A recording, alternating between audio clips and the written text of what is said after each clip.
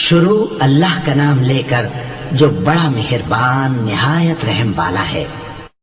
جب آسمان پھٹ جائے گا اور اپنے پروردگار کا فرمان سن لے گا اور یہی اس کے لائق بھی ہے، اور جب زمین ہموار کر دی جائے گی اور جو کچھ اس میں ہے وہ اسے نکال کر باہر ڈال دے گی اور بالکل خالی ہو جائے گی اور اپنے پروردگار کے ارشاد کی تعمیل کرے گی اور اس کو لازم بھی یہی ہے، تو قیامت قائم ہو جائے گی۔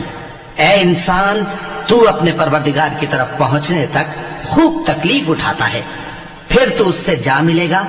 اب جس کا نامہ اعمال اس کے داہنے ہاتھ میں دیا جائے گا اس سے حساب آسان لیا جائے گا اور وہ اپنے گھر والوں میں خوش خوش واپس آئے گا، اور جس کا نامہ اعمال اس کی پیٹھ کے پیچھے سے دیا جائے گا تو وہ موت کو پکارے گا اور دوزخ میں داخل ہوگا۔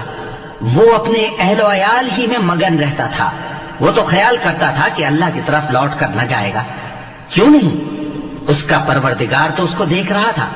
سو میں شام کی سرخی کی قسم کھاتا ہوں اور رات کی اور جن چیزوں کو وہ اکٹھا کر لیتی ہے ان کی، اور چاند کی جب وہ پورا ہو جائے کہ تم لوگ درجہ بدرجہ ضرور چڑھو گے۔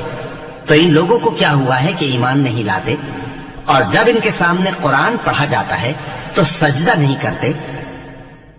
چونکہ آیت سجدہ تلاوت کی گئی ہے لہذا سامعین پر سجدہ واجب ہے، بلکہ کافر جھٹلائے جاتے ہیں، اور اللہ ان باتوں کو جو یہ اپنے دلوں میں چھپاتے ہیں خوب جانتا ہے۔ تو ان کو دکھ دینے والے عذاب کی خبر سنا دو۔